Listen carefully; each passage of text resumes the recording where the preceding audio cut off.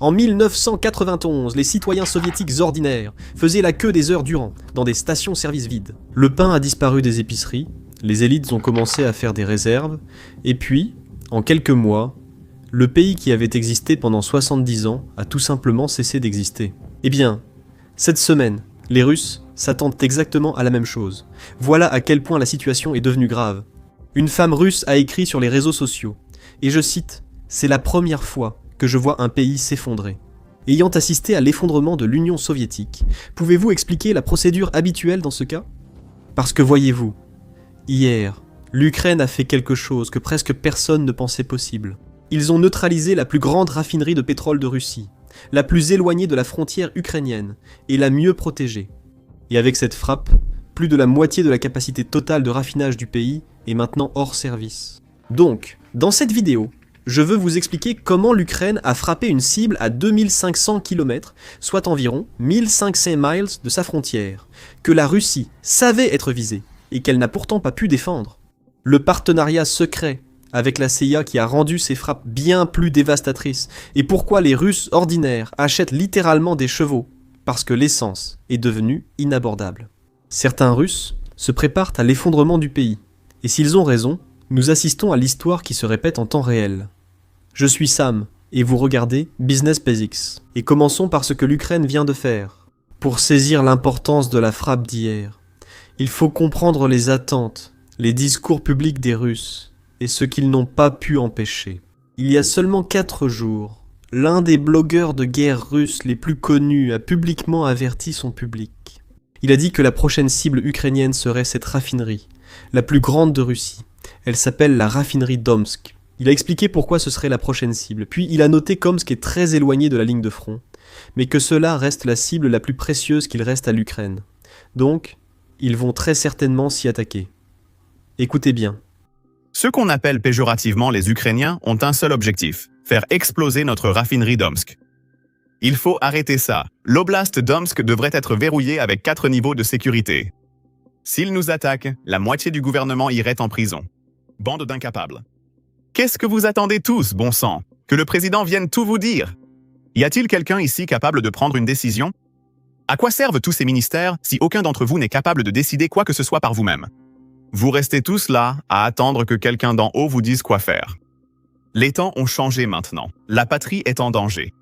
L'ennemi est juste là, à se tourner les pouces, et un jour, il arrêtera de traîner et viendra nous attaquer. Ils construisent déjà des camps de concentration pour nous. Les Allemands affirment qu'ils prendront Kaliningrad en un jour. Qu'ils prennent la péninsule de Kola. Qu'attendez-vous, bon sang? Nous devons frapper ces salauds en premier. Leur plan est de s'en prendre à nous en 2027. Ils n'essaient même plus de le cacher. Protéger le président de la Russie. Sinon, on est tous foutus. Bonne chance à tous, Bliat. Si vous suivez cette guerre de près, vous saviez que cela allait arriver. Si un blogueur de guerre russe, un gars lambda en Russie le sait, vous pouvez parier que l'armée russe le savait aussi. Et l'armée ukrainienne le savait aussi. C'était leur stratégie. C'est leur stratégie depuis quelques mois, voire depuis 1 an.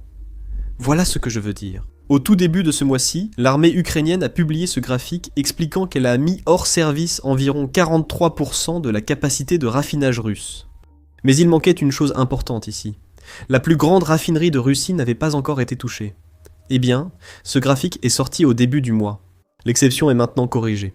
Voilà ce que je veux dire. Hier a été un jour historique pour les forces armées ukrainiennes, car l'Ukraine a enfin frappé la plus grande raffinerie de Russie, à 25 km de l'Ukraine, soit environ 1500 miles. Il est également important de souligner d'ailleurs que tout le monde utilise cette distance de 25 km, mais il s'agit de la distance entre la frontière ukrainienne et cette raffinerie. En réalité, les forces ukrainiennes ne couvrent pas autant la frontière ni le territoire oriental sous contrôle russe. Ce drone a donc probablement parcouru bien plus de 1500 miles. Cependant, cette raffinerie compte pour 8% de la capacité de raffinage de la Russie.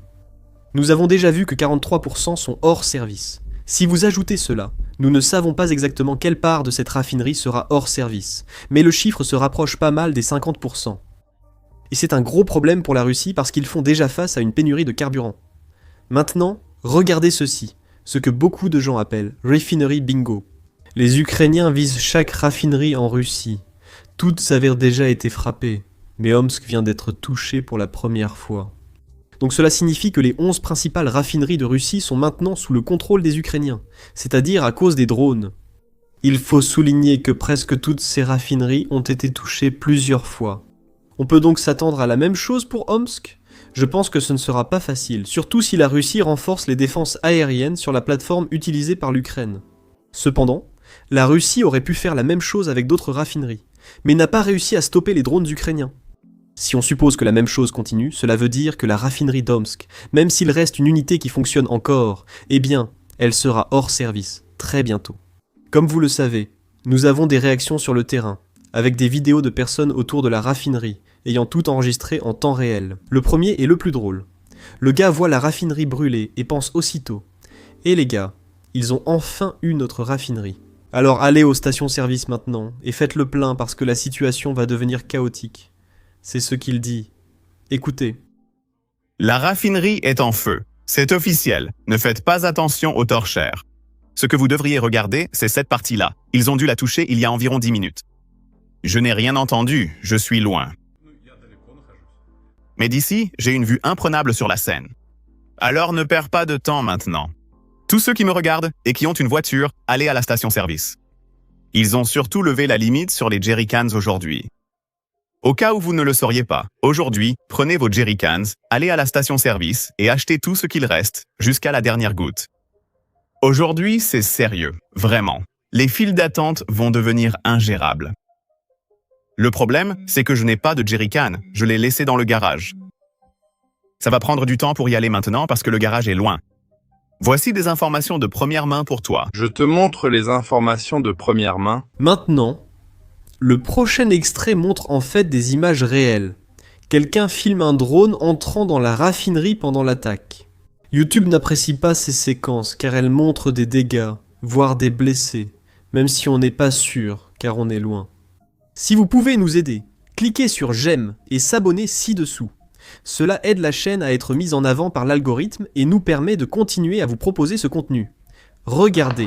Merde, de quoi tu parles? Encore un putain de drone qui arrive. Regardez ça maintenant. Il tire de partout. Il tire de partout. Voilà, bam, tu l'as vu? Putain de merde. Putain de merde. J'en ai marre de cette merde. On reviendra. Ensuite, ce prochain extrait montre probablement le même gars, ou peut-être quelqu'un qui filme depuis la même position ou quelque part à proximité, en train de compter chaque drone ukrainien qui s'approche de la raffinerie. Ensuite, il compte combien de drones les intercepteurs russes abattent réellement. Et croyez-moi, le ratio final n'est pas flatteur pour les défenses aériennes russes. Alors, regardez vous-même la carte montrée par ce... En géopolitique, une seule décision peut provoquer une onde de choc sur les marchés à des milliers de kilomètres de là. Si vous cherchez à comprendre ce qui fait bouger le monde, je vais vous montrer comment les investisseurs expérimentés l'interprètent. Voici eToro, une plateforme d'investissement multi-actifs, où vous pouvez suivre les meilleurs investisseurs, consulter leur portefeuille et même copier automatiquement leurs transactions. Participer à des discussions en direct sur les marchés, partager idées, tendances et questions à mesure que les événements se déroulent. Et tout cela est relié à une large gamme d'actifs, y compris des actions, des crypto-monnaies, des ETF, et bien plus encore, le tout sur une seule plateforme. eToro est un service réglementé comptant plus de 40 millions d'utilisateurs dans plus de 75 pays. Commencez à investir avec eToro et recevez $50 d'actions lorsque vous déposez $200 ou plus. Cliquez sur le lien dans la description ou scannez le code QR pour découvrir eToro. Avec eToro, tout le monde peut investir, pas besoin d'être un expert de la bourse. Ne ratez pas cette opportunité. Maintenant, retour à la vidéo. La voilà. Toute la raffinerie est en train de s'embraser. 12 d'entre eux. Un seul a été abattu et 11 sont passés. C'est comme ça. Comme ceci. Je suis sûr que vous vous posez tous la question évidente. Si la Russie savait il y a 4 jours, ou avant que cela arriverait, cette raffinerie est sans doute la raffinerie la plus importante actuellement, puisque toutes les autres ont déjà été touchées. On peut facilement dire que c'est la raffinerie la plus précieuse du pays. Pourquoi n'a-t-elle pas été défendue? Pourquoi n'y avait-il pas plus de défense aérienne? Plus de troupes pour protéger quelque chose d'aussi important? Les drones ukrainiens sont-ils si puissants que la Russie ne peut les stopper? Ou la Russie manque-t-elle simplement d'anticipation sur les frappes ukrainiennes? Eh bien, la réponse pourrait vous surprendre. Laissez-moi vous montrer ce que je veux dire. La réponse, c'est que Poutine, il panique. Alors il a commencé à retirer des défenses aériennes de partout. Partout où il peut trouver une défense aérienne disponible, il l'amène à Moscou parce qu'il veut se protéger lui-même.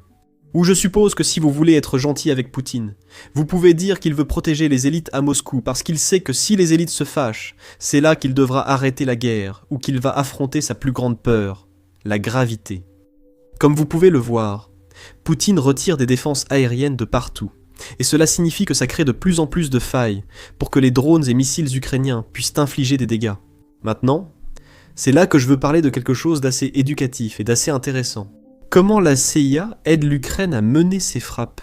Ou plutôt, pour être plus précis, comment la CIA aide l'Ukraine à mener ses frappes de manière plus efficace ? Comme vous le savez, les Ukrainiens frappent donc les raffineries russes depuis très longtemps, probablement depuis 10 mois, peut-être même 14 mois maintenant.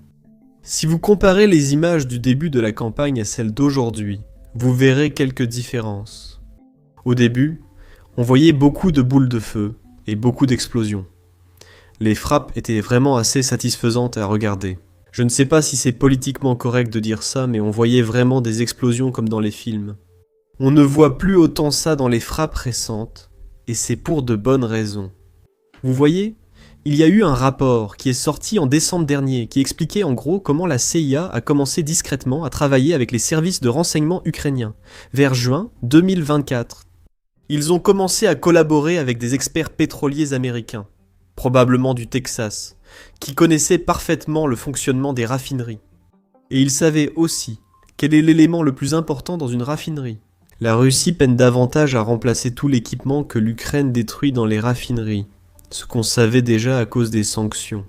Si vous faisiez une liste, certains équipements seraient les plus difficiles à remplacer pour la Russie. La CIA a suggéré de ne pas viser les dépôts de carburant, car cela détruit le carburant qui y est stocké, et le dépôt lui-même, et cause un certain type de dégâts à la Russie. Mais si vous commencez à vous en prendre à des équipements qui sont très très difficiles à remplacer, et qui sont absolument cruciaux pour le fonctionnement de la raffinerie, détruire cet équipement pourrait arrêter la raffinerie pendant des semaines ou des mois. Et c'est très important si l'on considère que lorsque ce projet a commencé, les Ukrainiens ne disposaient que d'une quantité limitée de drones. Donc, si vous avez une quantité limitée de drones, vous voulez cibler ce qui vous rapporte le plus, ce qui vous donne le meilleur retour sur investissement. C'est de l'investissement de base, je suppose. Donc, pendant ce projet, après avoir consulté des experts de tout le secteur, ils sont arrivés à cette réponse appelée Coupler. Maintenant, je ne sais pas exactement ce que cela signifie. Je viens de Houston, mais j'ignore tout du secteur pétrolier et du raffinage. Je suppose que Coupler est un surnom pour quelque chose d'important. Nous savons ce que les Ukrainiens ciblent. Donc, le nom officiel du système que les Ukrainiens ciblent s'appelle l'unité de craquage catalytique, que l'on voit sur cette image à l'écran. Cette chose est bien plus difficile à remplacer et a eu un impact positif, car la raffinerie de Moscou ciblée par l'Ukraine il y a 2 semaines est désormais hors service pour le reste de l'année. Donc, pendant plus de 6 mois, cette raffinerie ne va pas reprendre ses activités, et cela peut être pour de nombreuses raisons, n'est-ce pas ? L'une des raisons pourrait être que les Russes n'ont tout simplement pas l'équipement. Je suis sûr qu'ils répareraient à la raffinerie en 1 semaine avec la pièce de rechange. Mais comme ils ne l'ont pas, il faut attendre. Cela va poser un gros problème à la Russie. Et tout cela, c'est grâce bien sûr aux Ukrainiens, mais aussi à la CIA qui travaille avec les Ukrainiens. Tout cela crée une crise que la Russie traverse en ce moment. Et si vous voulez savoir à quel point la situation est grave, écoutez cette femme qui se demande carrément pourquoi elle vit encore en Russie. Ce pays qui a tellement de pétrole, mais où vous ne pouvez même pas faire le plein de votre voiture. Pourquoi vivre tout court ? Comment cet endroit peut-il être qualifié d'habitable ? C'est ce qu'elle remet en question publiquement. Écoutez. Les gars, je commence à paniquer. Nous n'avons plus aucun kilomètre d'autonomie. Le voyant de carburant est allumé depuis un moment, depuis hier. J'irai faire le plein depuis hier, je veux dire. Je ne sais pas. C'est juste que tout d'abord, La Russie assomme les gens avec la flambée des prix alimentaires, pour tout, pour chaque service, pour les putains de factures d'électricité, de gaz et d'eau. et tout le reste. Maintenant, tu ne peux même plus faire le plein. Qu'est-ce qui va se passer, bordel, après ça ? Les transports vont-ils aussi arrêter de fonctionner ? Qu'est-ce qui va encore se passer, bordel ? Les personnes dont le travail implique de voyager ou de conduire, Que doivent-elles faire maintenant ? je ne comprends pas comment je suis censée survivre dans ce putain de pays. Qu'est-ce que je suis censée faire ? Peut-être que quelqu'un pourra me le dire. Je vais aller faire le plein. Cette crise a poussé certains Russes à acheter des chevaux. Au XXIe siècle, les Russes retournent littéralement en arrière dans le temps, tellement cette guerre se passe mal pour eux. Maintenant, avant de parler des chevaux, on a besoin d'une petite pause même, et je sais que vous adorez les mèmes qu'on partage. Donc vous connaissez la règle. Si le mème vous plaît, cliquez simplement sur le bouton s'abonner ci-dessous. Et si vous êtes déjà abonné, cliquez simplement sur le bouton j'aime. Regardons donc ceux qui sont plutôt drôles aujourd'hui. Le premier vient d'un autre youtubeur, Jake Bro. Un homme russe fait la queue à la station-service. Il dit « J'en ai assez de ça. Prends le volant et je vais aller tirer sur Poutine. » 2 heures plus tard, il revient et reprend le siège du conducteur. Sa femme demande « Tu lui as tiré dessus ?» Il répond « Non. La file pour tirer sur Poutine est encore plus longue que celle-ci. » Ensuite, nous avons la suivante, qui est un peu triste. La Russie, qui était autrefois un grand exportateur de céréales avant le début de cette guerre, a maintenant connu une baisse de 66% de sa production nationale de céréales, ou de sa récolte de céréales, je suppose. Et puis, nous avons une photo de Tucker Carlson, qui a été complètement choqué lorsqu'il a vu un Aldi en Russie, à Moscou. Il n'en revenait tout simplement pas. C'était il y a environ 2 ans. Je pense qu'il devrait venir faire un tour au Texas. Nous avons beaucoup d'Aldi. Je ne sais pas s'il y en a hors du Texas, mais le Texas suffit déjà. Je n'ose même pas imaginer sa réaction en entrant dans un Buc-ee's. Voici le dernier mème. Et celui-ci est vraiment très irrespectueux, surtout si vous êtes quelqu'un qui aime la Russie. Nous avons un zoomer, un membre de la génération Z de Russie, qui demande « Bonjour à tous. Beaucoup de gens ici disent que tout ce qui se passe en Russie va maintenant conduire à l'effondrement du pays. C'est la première fois que je vis l'effondrement de mon pays. Ceux qui ont vu l'effondrement de l'Union soviétique, quel plan d'action intelligent proposeriez-vous ? Faites des réserves d'eau, d'essence et d'autres produits. Premier effondrement. Ce ne sera sans doute pas le dernier si Poutine continue, mais c'est le premier. Maintenant, malheureusement, ce n'est pas entièrement une blague. Il y a des gens en Russie qui ont vécu l'Union soviétique et son effondrement. Et ils commencent à remarquer des similitudes entre ce qui se passe en ce moment et ce qui s'est passé à l'époque. Vous voyez, à la fin de l'Union soviétique en particulier, il y avait des pénuries partout, y compris des pénuries d'essence. Pendant tout ce temps, l'Union soviétique était l'un des plus grands producteurs, voire le plus grand producteur d'essence ou de pétrole au moment de son effondrement. De plus en plus de gens remarquent les similitudes. Une personne a même partagé un extrait de 1991, avant l'effondrement du pays, montrant que les gens ne pouvaient rien acheter. Regardez cet extrait, et dites-moi si vous voyez des similitudes. Une énorme file d'attente pour de l'essence à 93 d'octane s'étend sur près d'1 kilomètre. Depuis combien de temps attendez-vous ? Environ 2 heures et demie. Est-ce une sorte d'état d'urgence ? Non, c'est normal. Bonjour, pourriez-vous me dire si vous avez de l'essence à 76 d'octane ? Non ? Ne me filmez pas, je travaille et je n'ai pas le temps. Adressez-vous aux responsables. Donc est-ce que c'est une sorte d'urgence ? Je ne sais pas où nous en sommes. Je ne sais pas ce qui s'est passé. J'ai cherché partout, aucune essence disponible.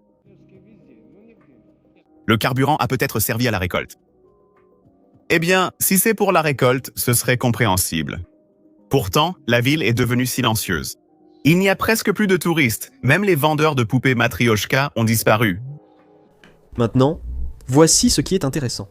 Après l'effondrement du pays, les années 90 en Russie étaient tout simplement chaotiques. Les oligarques pillaient les biens de l'État. Yeltsin vendait tout ce qu'il pouvait pour rester au pouvoir. Et les Russes ordinaires, leur vie s'est tellement dégradée qu'ils ont commencé à regretter l'Union soviétique. Un pays où ils n'avaient pas les libertés fondamentales que nous considérons comme acquises ici aux États-Unis. Et c'est cela qui a ouvert la voie à Vladimir Poutine. Il est arrivé en promettant la stabilité après le chaos. Il était considéré comme l'homme fort que la Russie voulait ou dont elle avait besoin. Et si vous demandez à un Russe des années 2000 qui a vécu les années 90 et 2000, il vous dira qu'au début, Poutine a fait du bon travail. On peut dire que, grâce aux prix élevés du pétrole, il avait tant d'argent qu'il investissait massivement dans le pays sans nécessairement être compétent. N'importe qui aurait pu faire comme Poutine au cours de sa première décennie au pouvoir. Mais voyez où il a conduit le pays aujourd'hui. La Russie rencontre des problèmes car Poutine cherche à recréer l'Union soviétique. Invasion de la Géorgie, annexion de la Crimée, puis invasion à grande échelle de l'Ukraine. Désormais, les Russes, malgré les 2e plus grandes réserves de pétrole, n'en ont plus pour leurs propres voitures, Cela nous ramène aux chevaux évoqués précédemment. La crise du carburant est devenue si grave que les Russes et les Mambes achètent réellement des chevaux. Ils n'en parlent pas seulement, ils achètent vraiment. Écoutez bien. Et cela se passe à Moscou d'ailleurs, ou les moscovites, ou comment les appelleriez-vous? Les moscoviens achètent maintenant des chevaux à Moscou, les élites. Écoutez bien. Je veux m'acheter un cheval. On va monter à cheval. Voilà où mènent les conséquences. Tu veux dire un vrai cheval? Le genre à qui il faut donner du foin. Oui. Ce sera bien plus facile et intéressant. Tu penses que des troïkas ou quelque chose comme ça vont bientôt circuler dans les rues de Moscou? Elles le font déjà et elles continueront à le faire, bien sûr. Maintenant, je tiens à préciser que ce n'est pas une anecdote isolée que je vous montre en la montant en épingle. On peut regarder les données d'ensemble qui proviennent des médias d'État russes, et elles nous montrent que c'est une tendance. Regardez. Voici un rapport d'un média d'État russe appelé MASH, M-A-S-H, et voici ce qu'ils disent. Les éleveurs de chevaux russes signalent une explosion des ventes en raison de la crise persistante du carburant. Malgré les frais d'un cheval, l'entretenir coûte aujourd'hui moins cher que remplir constamment un SUV. Le rapport indique qu'environ 1000 chevaux ont été sauvés des abattoirs en Russie grâce à la hausse des prix de l'essence. Les villageois achètent désormais de plus en plus d'animaux à 4 pattes au lieu de véhicules tout-terrain, car il est moins cher de se déplacer ainsi. Et on peut aller en forêt. Il suffit de laisser le cheval manger du foin ou de l'herbe, puis on peut retourner aux travaux agricoles. Désormais, les Russes qui ont vécu les années 90 savent que chaque fois que le pays revient en arrière, surtout sur le plan économique, eh bien, cela crée son lot de problèmes, comme des tensions. Les tensions sont toujours élevées lorsque les gens perdent tout ce qu'ils possèdent. Et c'est exactement ce qui se passe en Russie en ce moment. Il y a des bagarres qui éclatent de partout. Regardez. Des gens font la queue aux stations-service, et puis les choses s'enveniment. Merde! Quoi? Oui. Tu fous quoi, putain? Tu fous quoi, putain? Lynx, putain! Maintenant, nous avons un extrait exclusif de notre vidéo réservé aux membres, avec l'ancien Navy Seal Chuck Farr, de retour sur la chaîne pour expliquer exactement ce qui se passe sur le front. Comme vous le savez, cette analyse est exclusive à nos membres Basics Insider. Donc, si vous voulez l'analyse complète ainsi que le reste de notre contenu réservé aux membres, vous pouvez devenir membre dès maintenant en cliquant sur le bouton « Rejoindre ci-dessous » ou en allant sur basicsinsider.com. Votre soutien permet à cette couverture indépendante de continuer. Nous n'appartenons ni à des fonds privés, ni à personne, seulement à ceux qui travaillent sur la chaîne. Voilà pourquoi votre soutien est si important. Voici maintenant un aperçu du contenu. Vous savez, ce que nous voyons de plus en plus, c'est que l'Ukraine envoie un certain nombre de drones contre une seule cible.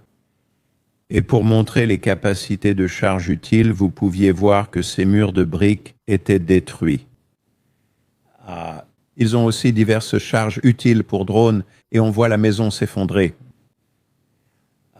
Donc, il y a des ogives de drones incendiaires, il y a des ogives explosives et des ogives incendiaires. Dans ce premier extrait, un soldat nord-coréen abat un drone puis s'en approche. Et voici un gars qui a en quelque sorte réussi à abattre un drone, mais il oublie qu'il y a une guerre en cours et que cet engin était armé. Les enfants, si vous abattez un drone en vue subjective, ne faites jamais comme ce gars. Donc cet engin était à terre. Il ne volait plus, mais sa caméra, son électronique, tout le reste était encore allumé.